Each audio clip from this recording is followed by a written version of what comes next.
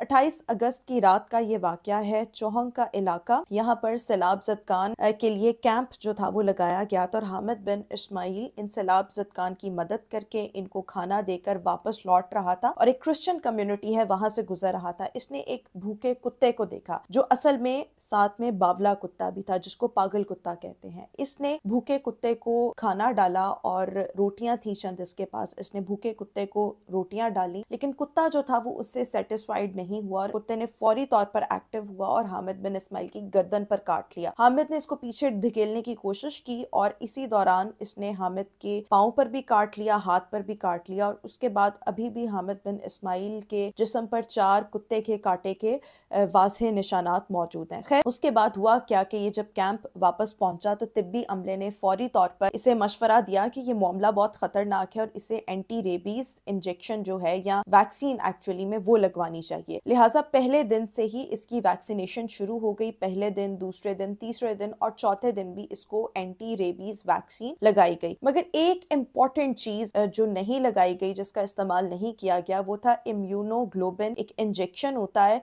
और ये रेबीज के जितने भी केसेस हैं उसमें ये इंजेक्शन लाजमी तौर पर लगाया जाता है क्योंकि ये इलाज में जो वायरस के खिलाफ फौरी तौर पर जो है इम्यूनिटी बॉडी को फराहम करता है, इसे जो था वो नजरअंदाज कर दिया गया। और नजरअंदाज डेफिनेटली इसलिए किया गया होगा कि हमारे यहाँ पर लोगों को इतनी अवेयरनेस ही नहीं। उसके बाद ये वैक्सीनेशन हामिद बिन इस्माइल को लगा दी जाती है, एंटी रेबीज वैक्सीन। इंजेक्शन नहीं लगाया जाता और उसके बाद हामिद बिन इस्माइल घर में जो है वो भेज दिया जाता है। अब एक हफ्ते के बाद यानी तकरीबन ऑलमोस्ट 7 से 10 दिन के बाद हामिद की तबीयत जो थी वो अचानक बिगड़ने लग गई और जब इसकी तबीयत बहुत ज्यादा बिगड़ गई तो अल खिदमत फाउंडेशन की अपनी एम्बुलेंस ने इसे म्यो हॉस्पिटल मुंतकिल किया और वहां पर इसको फौरी तौर पर आइसोलेशन वार्ड में रखा गया और डॉक्टर्स ने कहा कि हामिद की हालत जो है वो इस वक्त निहायत तशवीशनाक है और इसी बुनियाद पर भी उन्होंने तशखीस की कि इसके अंदर रेबीज जो है वो जन्म ले चुका है। मगर चूंकि इसकी हालत इतनी ज्यादा नाजुक थी कि डॉक्टर्स ने इसके जो बिला वजह टेस्ट थे वो करना उस वक्त मुनासिब नहीं समझा। पहले मरहले में तो इसको आईसीयू शिफ्ट किया गया और जो इसके ऊपर जो बार बार इसको अटैक्स हो रहे थे, दौरे पड़ रहे थे,